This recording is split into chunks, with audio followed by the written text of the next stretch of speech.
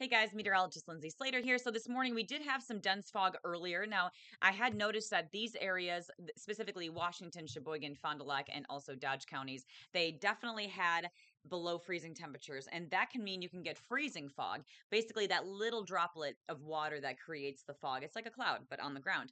It's basically super cooled. So when it hits a surface that's also maybe below freezing, it just it turns freezing. It basically turns to ice.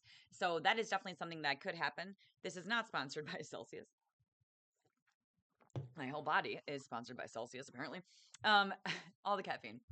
But yes, we definitely saw some of these conditions. Luckily, there were no incidents reported. But now we're going to move on and talk a little bit about what's going to happen for the rest of the day today. So I've been noticing some cloud cover. It's been really broken for a lot of this morning. So we're getting lucky with some bonus sunshine, but I do believe these overcast skies are going to fill in. I think the weather models are overdoing some of these clouds. I do think we'll get some breaks like what you see over in Iowa. I think that could happen to us overnight tonight.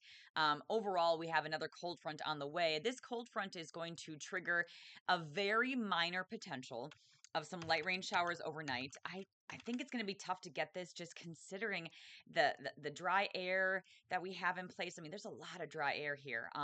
So I'm not confident that we get this. I didn't even call for it in my forecast because I just don't really buy it at this point. But for tomorrow, if I look at the wrap, we do have a cold front that does pass through tomorrow, and that cold front has the potential, as you can see right here, that little blip in action. This right here could bring us a couple of sprinkles. I'm calling for midday.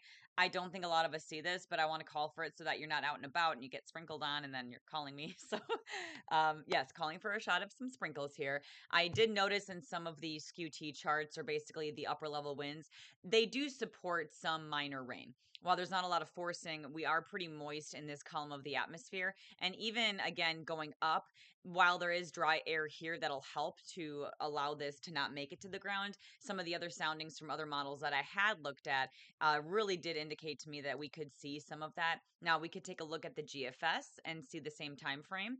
The GFS is actually a lot drier of a solution. I'm going to go to the, let's see.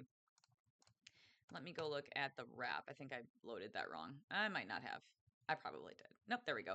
See, the wrap is a lot drier of a solution as well. So I am just going to call for it just to kind of cover my butt a little here and cover the bases so that you're not out and about and you have that. But this all clears up before holiday lights. Then you have this big old low pressure system to the south. I had been watching this one like a hawk because we know what happened to the last one that came through, which was on Monday, or Tuesday, which did have, again, those implications of that rain snow mix.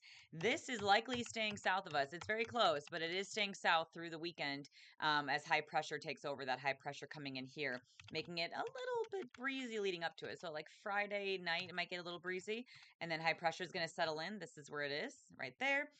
Saturday, if you're a deer hunter, I did notice a little bit of some light drizzle, maybe a little mixing going on for the northern Wisconsin area, also in Green Bay, Oshkosh, Lake Winnebago area. You might see a little bit of that, but nothing that made me worried for anybody. Honestly, the GFS doesn't even pick up on this.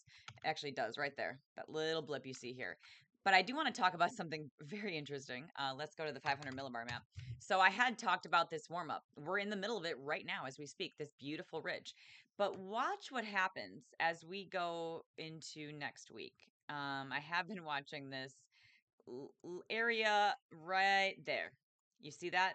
So that is a big old trough that's going to be digging in. So Tuesday, we get a cold front. Now, following that cold front on Tuesday, I'm going to go to the GFS and get a long range here. And let's go to surface temperatures. This should be enough. Yes. All right, so let's go to, here's Sunday. It's mild. There's the mild ridge. You can see the ridge. And right here, that is our big old front. Look what's behind this front. A lot of cold air, right? So we get a front on Tuesday. Could give us a chance to rain, but man, does it open the floodgates to that Canadian air. Whoo-wee. Look at that. Ouch. Right? Yeah, that looks a little cold on Thanksgiving with breezy northwesterly winds. So if you're traveling Wednesday into Thursday of next week, it looks ferociously windy. Big temperature fluctuations, specifically a northwesterly wind that likely would be gusting 20 to 30 miles an hour with some cold air that is seeping in. Look at that on Thanksgiving. That is chilly. It was very chilly. Doesn't stay. We have some staying power a little bit into Saturday and Black Friday into Saturday. Polar air up here, but you see we're tapping in right there on some more ridging. But yeah, it's going to be harder for us to hold off that cold air much longer considering the season. But just wanted to give you that heads up if you do have plans, obviously, for the Thanksgiving holiday, that you are prepared. It likely will be cold and windy.